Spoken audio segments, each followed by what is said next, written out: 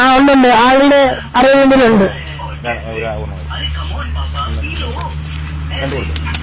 കണ്ടോ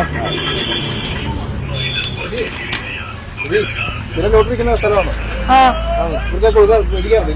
മേടിക്കാറുണ്ട്. എന്റെ വീട്ടിൽ ആ ബുദ്ധിമുട്ട് കൊണ്ട് ഞങ്ങൾ ലോട്ടറി ഒക്കെ എടുക്കാറുണ്ട്. അവൻ പറയാറുണ്ട് അവരുടെ വീട്ടിൽ അമ്മയ്ക്ക് സുഖമില്ല കിടക്കുക.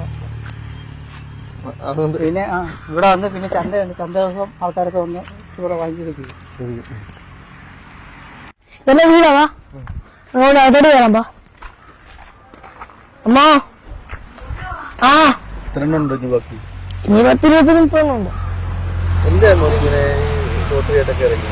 ഇത് അമ്മയുടെ ആശുപത്രി കൊണ്ട് ചെലവുകളിലേക്ക് വേണ്ടി. ആശുപത്രി ചെലവിന് അമ്മയ്ക്ക് സുഖമില്ലാവില്ല.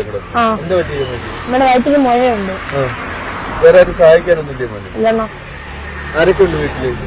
അമ്മയുണ്ട്, അനിയത്തിയുണ്ട്, അപ്പച്ചനുണ്ട്, അമ്മച്ചുണ്ട്.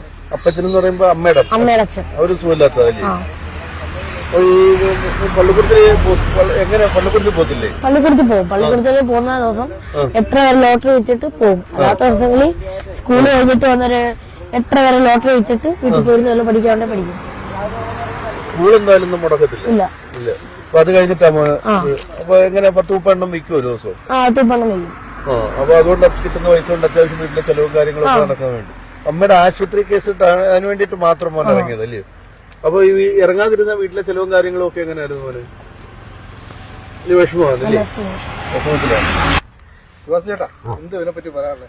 ഇങ്ങനെ ചന്തയിലൊക്കെ ലോട്ടറി വെച്ച് ഇങ്ങനെ നടക്കുക. കുറെ ദിവസം ഇവിടെ വരുന്നുണ്ട്. പിന്നെ ഇങ്ങനെ നടക്കുന്ന ഒരു ബുദ്ധിമുട്ടാ. കൊച്ചു ഇറക്കണല്ലേ, പഠിച്ച് ഇതാവണമെന്നുള്ള ഒരു ആഗ്രഹമാണ് ഇപ്പോഴത്തെ കാലത്ത്. അതാ പറയുന്നത്. ഇപ്പോഴത്തെ കാലത്ത് പിള്ളേരൊക്കെ വാലിയായിട്ട് നടക്കും. ഭാര്യ ഇനി പറയുന്നത് അല്ലാതെ കുടുംബം നോക്കാൻ വേണ്ടി. അല്ലാതെ വേറെ ഒന്നും അല്ലല്ലോ. ഇപ്പൊ കണ്ടുപിടിക്കാനോ അല്ല മറ്റു കഴിക്കാനൊന്നും അല്ലല്ലോ.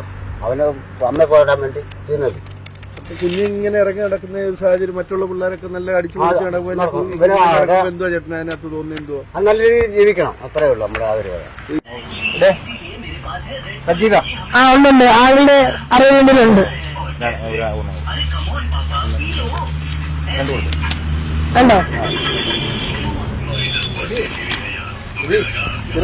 സ്ഥലമാണ്.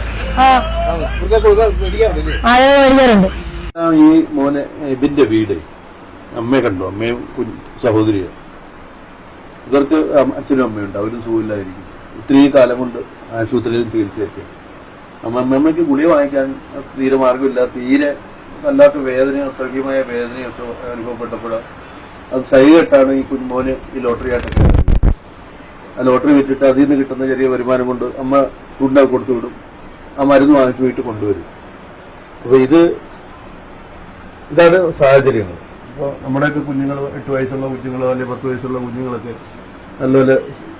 നല്ല ഫുഡും ആഹാരങ്ങളും ഒക്കെ കഴിച്ച് സുഖത്തൊക്കെ കഴിയുമ്പോൾ ഈ മോന് അധ്വാനിച്ചിട്ട് വേണം ഈ കുടുംബം കഴിയാൻ. ഇങ്ങനത്തെ ഒരു സാഹചര്യമാണ് ഇത്. ഈ വീഡിയോ കാണുന്നവർ ഇവരെ മാക്സിമം സഹായിക്കണം. ചികിത്സയ്ക്ക് ഒരുപാട് പൈസകൾ വേണം. വയ്യായിരിക്കുക, ഒരു ഓപ്പറേഷന്റെ ഇരിക്കുക. ചേച്ചി എന്തോ പറയാനുള്ളത്? സ്ഥലമില്ലാത്തതിന്റെ കാര്യത്തിലേ ഉള്ള വിഷമം.